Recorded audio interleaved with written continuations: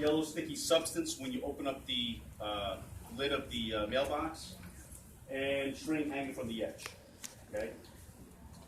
So this is one of the examples you look at. See the yellow sticky substance on top of it? So you want to avoid that. You want to stop, okay, and call, believe it or not, 911. This is a 911 call, folks, okay? We need the police to come and respond, okay, because obviously there is something going on in this mailbox, so we need them to come right away.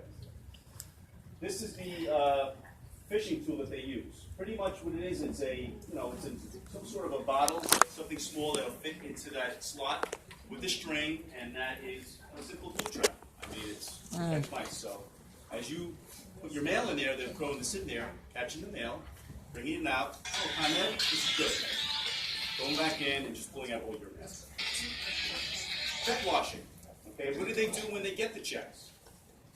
The check washing is simple, low-tech ways to alter checks you have written. Okay, it's a chemical erasing of the handwritten parts of the check. And the idea is to remove the ink while maintaining the overall appearance of the check and its pre-printed items. So pretty much you want to take all the ink off and just have your check blank.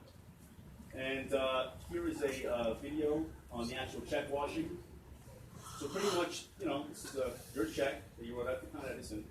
And this is simple household, liquid. You can use bleach or whatever you want to use. You take the check and, you dip it in. And as you can see, the ink comes right off. Okay? So this is what they're doing after they steal their check out of the mailbox. Okay? So it dissolves. And as you can see, all the rest of the items are on there. So, your name, your address, everything's done. Okay? How to combat that? Do not put outgoing bills into unattended or unlocked mailbox. If possible, take outgoing mail to your local post office. It is recommended that you do not drop your mail after the last pickup of the day. Okay, so after 5 o'clock, don't put your letters or your mail inside the little blue box if you choose to use it. When writing out a check, use gel ink pen, preferably black, so the ink will permeate the fibers of the check. And when possible, have your new checks delivered to your bank. They're also going to your homes, folks, and dipping in their hands in your mail and looking for that stuff too. So your checks, they know what it looks like delivered to your mailbox. They're going to keep digging for it. This is just an example of a gel pen. Okay, they make impact and whatnot. So you can just go to your local drugstore and pick up one of these. Credit card skimming. Now, I think everybody's heard this, that you guys using your credit card somewhere, like a debit card stuff, and all of a sudden, oh, they took my credit card information and it's used in Ohio, and you're like, how did this happen? So we're going to explain to you how that happens today. Credit card skimming is a type of credit card theft where crooks use a small device to steal credit card information in an otherwise legitimate credit or debit card transaction. You go to Dunkin' Donuts, you swipe it, somebody took your credit card information. Okay. When a credit or debit card is run through a skimmer, the device captures and stores all the detail stored in the card's magnetic strip, so the black strip in the back. Thieves use stolen data to make fraudulent charges either online or with a counterfeit card.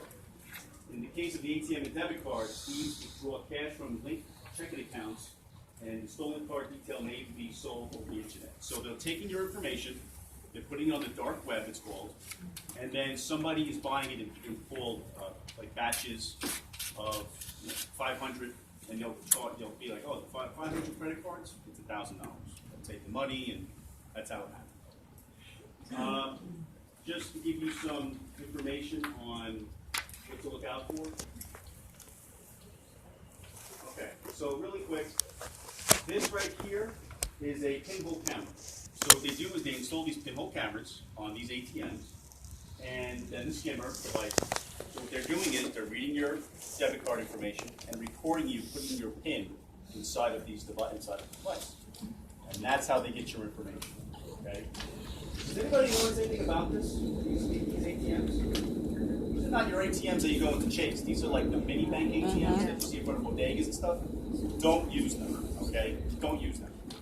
Don't see a regular bank. You can take out money and do it that way. You're a lot more safe in that fashion. Here's a new type of way they take your information. Does anybody go to obviously the big banks? Yes, Bank of America.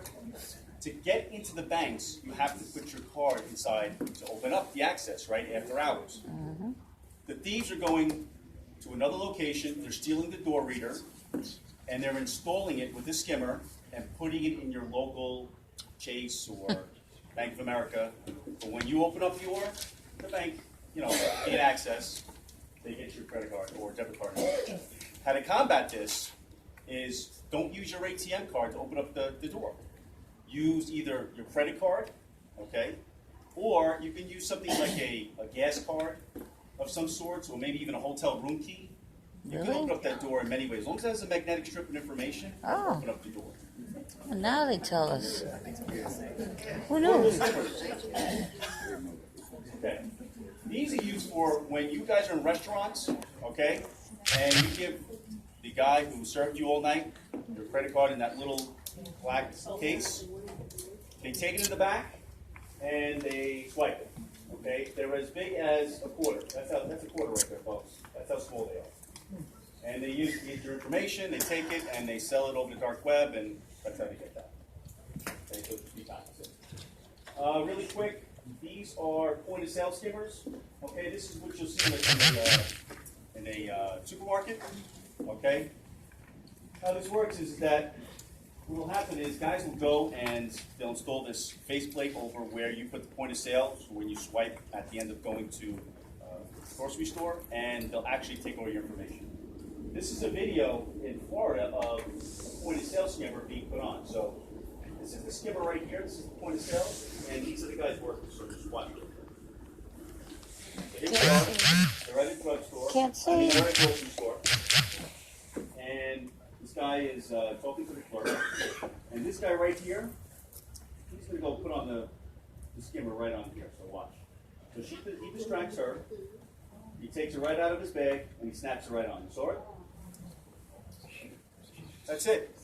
And now, every single time everybody goes there to use their debit card, he has the PIN, the credit information, and all this stuff is used. Like I said again, they re-encode the cards, they take it, and they sell it over the dark web and try to get money out, steal all your information. So just be cognizant if you see this type of if you guys are going to use your debit card, just take a look at the point of sale and see this, be like a detective. So walk up to it like, hey, is this thing used? Or pull on it. People might look at you like you're crazy, but you know what? At the end of the day, you're protecting yourself. So. And that's it. And she doesn't care because she's just, she's monitoring the register, which is supposed to do. She doesn't know what's going on out there. So this is pretty much a little close-up look at it. This captures the pin is the battery pack that stores all the information, keeps it charged, that motherboard, and this is the swiper. How to spot a bad guy? Folks, pretty much, if you're at an ATM and you see Spider-Man going there taking out money, except on Halloween, call 911, It's an umbrella to cover up the camera, it's happening, folks, so just be cognizant and, be aware of your surroundings. So at this time, I'm going to give it to my boss, Lambros Cavalli. So thank you.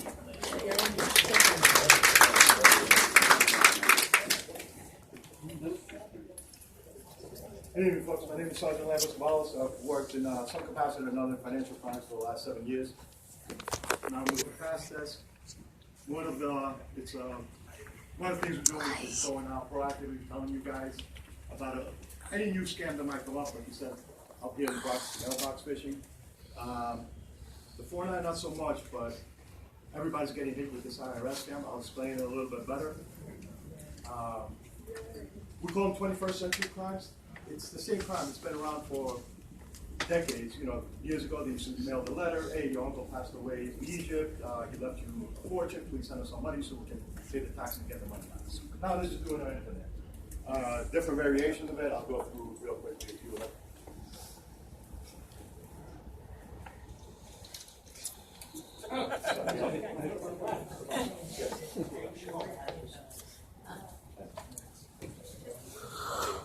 The IRS one. There's different versions.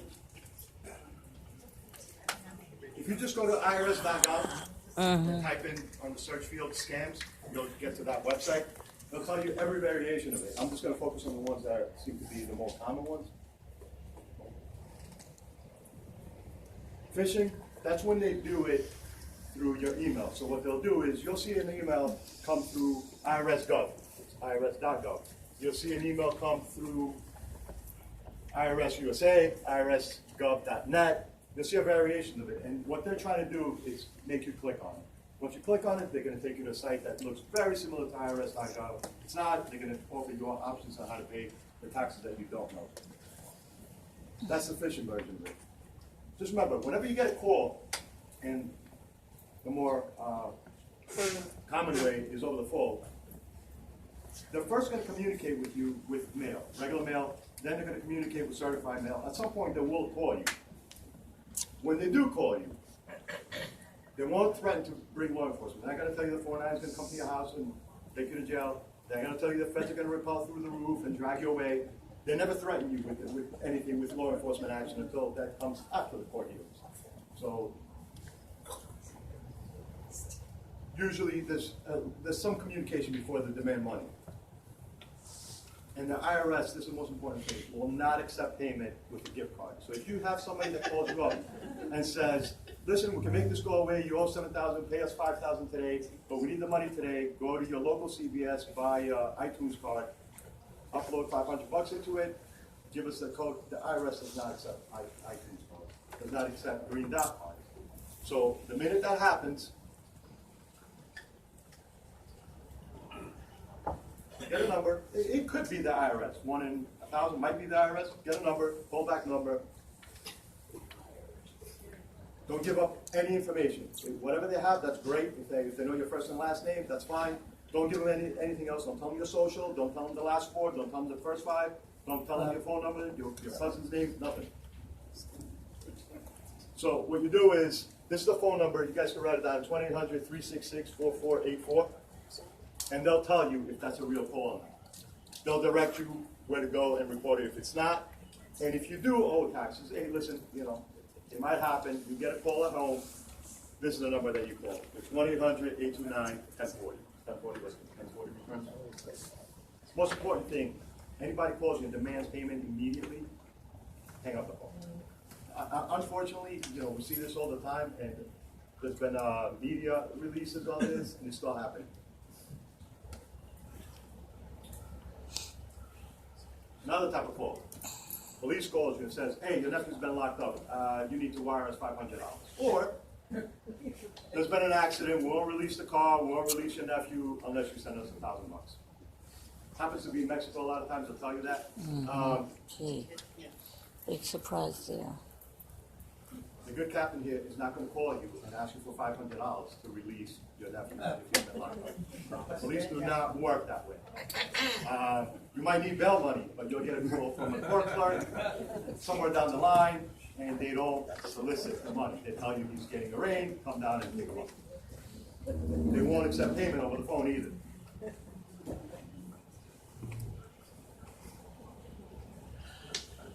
Get too forward.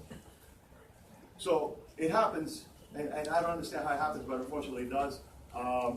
Somebody calls up, this is, your nephew's been locked up in Mexico, and we're not going to let him go unless you send us $3,000. They run to the local bank, they buy the iTunes cards, they upload them, they give them the numbers, and then the person decides to call the nephew. The nephew says, yeah, downstairs. It's happened. I don't make this up, but call the person. Call somebody that knows them. There's nothing that's that urgent that they need the money immediately. And again, the police, we don't accept MoneyGram, we don't accept iTunes cards, we don't accept Western Union. It's an iTunes card. Notify. If you get a call like this and they threaten you in any sort of way or threaten harm to somebody, write down the number that's calling you, ask them for a callback number. Hey, I'll get you the money. Give me a callback number and report that. Dating scams. So, a lot of people are new to this whole internet thing, the whole social media thing. You're on Facebook, you're on Instagram, or whatever it is, Twitter, and you get a friend request from somebody you have no idea who it is, but their profile seems to be amicable if you might want to talk to this person. So they start talking. What happens is conversation accelerates a little bit. You find yourself in some sort of video conversation. After the video is over and you've done something that you might regret later on, they will ask you for money. So they'll tell you, I have the video, and they do. I have the video, I'm going to release it to your entire contact list unless you send me $500. Unfortunately, this happens. Good rule of thumb. These are communication tools.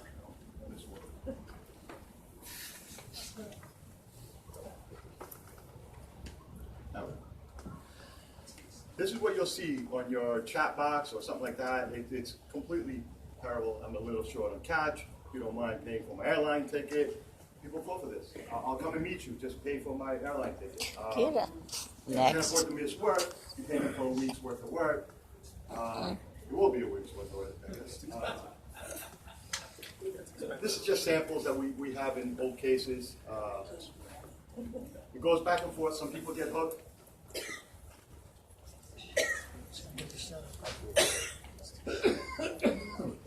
Don't share your information.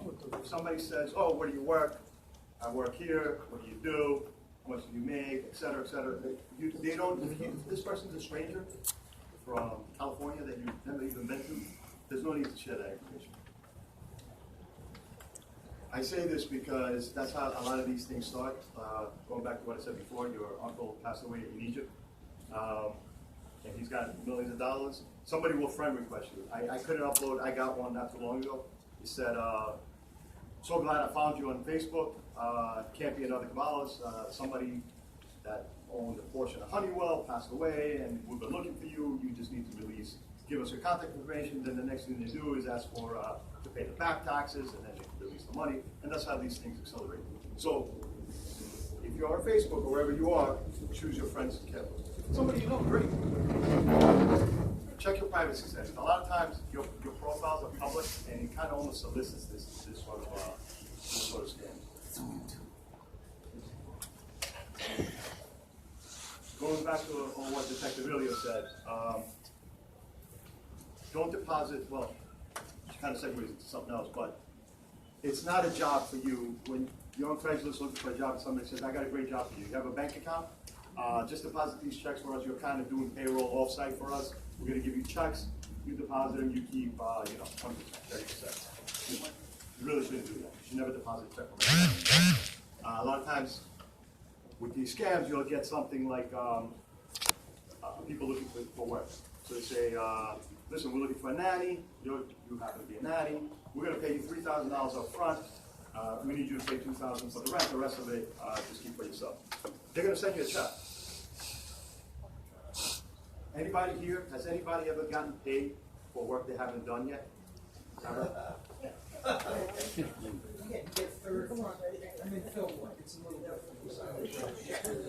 If you work for him, please take his money up front.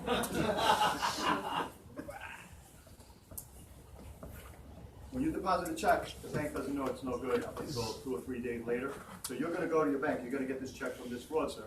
It's $5,000. You deposit it. They're going to tell you take out $4,000. So it looks like it's pending or available. It's really not up until it bounces 3 days later. You take out your $4,000 that you have. You pay him, and then you're out the full amount.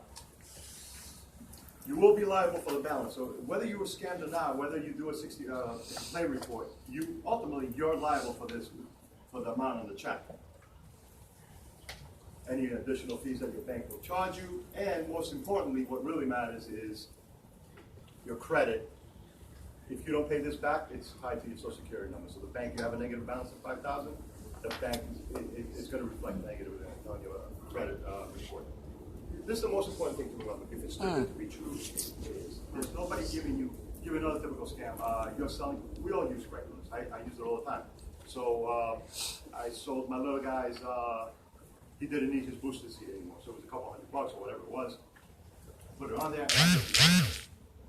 People will offer you. I give you $1,000, but I'm in Nigeria. Pay the other $950. No, this is straight out of casework. I'll give you, I give you the other $950 for delivery fees. So you accept the check, they mail it overnight from fraudulent account. And then they're gonna email you and say, hey, listen, you got my $1,000, great, deposit it. I'm not gonna ship it, I'm gonna have my uncle come and pick up the $950 or something like that. Nobody's gonna pay you $1,000 for a booster kit. So I'm gonna show you a couple checks. So you get a check in the mail from these fraudsters. Say again? What's that? Anybody say anything wrong with this check? Lost in China? Well, aside from the fact that it's for $37 million, and I don't think anybody loves anybody here for $37 million. There's no dot over there. That's a European way of doing things. How about this check? Anything wrong with that check? I can't see. And what about this check? Anything wrong with that check? I can't see it. The point is, you're going to get a check, and a lot of them are going to look really good. It might be something that was fished out of a mailbox, and it's a legit check written by somebody else. It might be software that prints checks, and it's kind of hard to tell the difference. You guys are probably not going to be able to tell the difference. The point is, if it's too good to be true, you shouldn't have that check. You shouldn't be deposited that check, like the employment scam. Sergeant, Yeah. wait 1 second, please. Take the phone, cut it off, don't put it on again. Okay, please continue.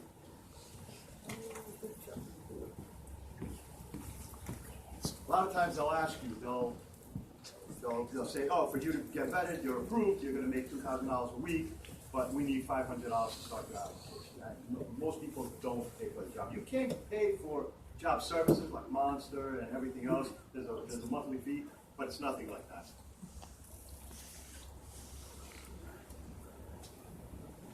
Going back to what I said before, don't take money up front that you've got to pay back. So if somebody offers you $3,000 to take care of their little mom, but you got to give $2,000 to somebody else, that's not a job.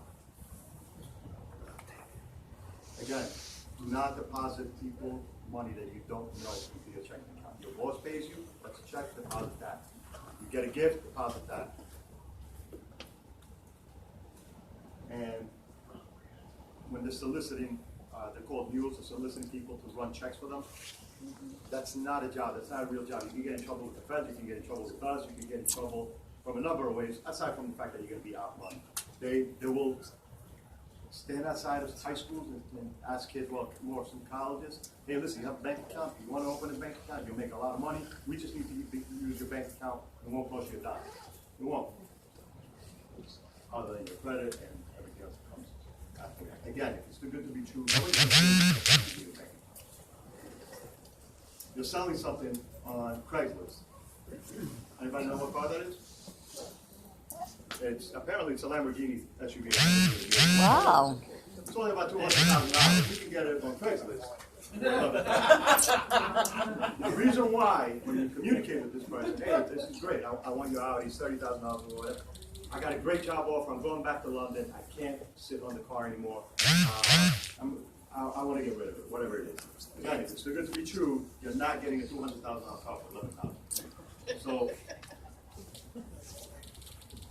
when somebody says, I'm going to mail you a check, and you don't know this person, chances are it's a bad check. And usually there's a shipping fee or a kickback fee. Yeah, I'm going to send you $5,000 for your car, just do me a favor, give $500 to somebody to ship it, or that's going to pick it up, or something like that. You can buy online. There's nothing wrong with buying online. eBay, for example, Amazon, reputable sites, pay through their payment systems.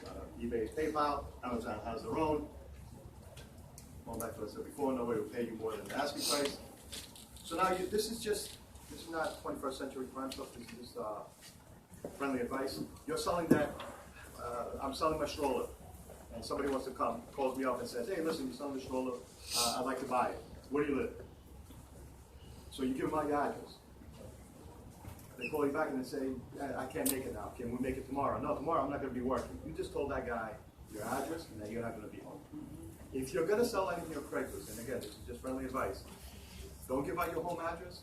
Meet them at the local gas station or whatever it is, somewhere public, somewhere preferably in the daytime. You'll avoid a lot of possible home invasions, whatever it is. These people, if they find out They hear your voice, they know that you're possibly older, it's an easy hit for them. Do not meet up with somebody that you don't know from Craigslist on your house, unless you have, there or something. That is too good to be true. He's getting a hell of a deal on this car, on this furniture, or whatever it is. Somebody paying too much for your stuff. It's fine, don't do it. Computer repair. Somebody mentioned that before when we were sitting around. Unfortunately, a lot of people don't know this. This guy is actually in your computer somewhere. I'm just waiting for you to click. You're sitting there. It's called malware. It's called phishing software. If you get a pop-up that's not solicited by you, don't click on it. It's once you do that, depending on how strong the virus is, they have your computer. So now what they'll do is they'll either call you, you'll get the communication box and it says, "Oh, click here to fix your problems." Sure, it sounds like a great idea. $39.99 for the repair. You click submit, and then it goes away. So you're like, "Well, what the hell's going on?" And then you redo it. Before you know it, we have cases where guys are out $2,100 for computer repair. The laptop only costs like $400. Unfortunately, people fall for this. If you think your computer's hacked, somebody's communicating with you, give us access to your computer or whatever, get your credit card to release your information, otherwise we're going to share it. All you got to do is disconnect from the internet. Shut your router off, shut your computer off, take out the battery, unplug it, whatever it is. They can't communicate with it when the computer's off. So if you're really concerned that you might have a virus, take it to a reputable place nearby, Best Buy, whoever's nearby. Nobody's going to harm your computer if it's not on. Rent scams. I don't think we have too many of them going on. Yeah. Usually when you get pressure tactics from an agent, so you're looking to rent an apartment and you get pressure tactics, "Oh no, do it now, I have another 50 people that are willing to pay the same amount, give us money up front." And, reputable realtors won't do that. So get a business card. If it says Allstate or Century 21, call that office. Make sure that that person works there. Make sure that it's actually that person. Most of them will accept checks. There's no reason why somebody will insist on cash for this apartment. They could be, but if you're in doubt, you can always call the landlord. You can always call the realtor that you thought you were clicking on to and see if it's Century 21, whoever it is. So there's a number of realtors. A lot of times what they're doing is they have access. Sometimes the custodian might not be a person in good standing, gives keys to a friend, shows the apartment to 5 different people, they collect the down payment from 10 different people, that's $1,500 times 10. And then you go to move in and somebody else is moving in, because you're not renting this on the 31st. I don't think that's an issue here in the Rhode Island, but it's part of our presentation we do with other communities. Motto, loans, grants. Huh? Remember that guy? It's a little bit of luck. A little bit of luck never comes to your house. You have to go look for it. Nobody will ever call you up in your house, I promise you this, and offer you free money. If you know somebody, please tell me. Unfortunately, people fall for this, especially free money that you got to pay for upfront. No one. Excuse me, Sergeant. We have to wrap it up. We'll have to do this. So, a lot of, hasn't happened in 4-9, but you'll see somebody that says, "Hey, you have this suitcase money, it's supposed to be donated, go to the bank," and you'll see the money, it looks real, but it's just newspaper. And they tell you if you give them $5,000, they'll trust you, they'll take a ride to the bank and all this stuff. You shouldn't be getting in anybody's car that you don't know. If this happens, I'm not making this up. You'll get this a lot. They'll bump you in the street and say, "I got the winning lottery ticket. Unfortunately, I don't have a social security number. Please help me cash it. But how do I know you're not going to steal it from me? Give me some money up front, and that way I can trust you." This is a very common scam. It's good to, they're not looking for you to give you money. That's it in a nutshell. This is our contact information. This is a private.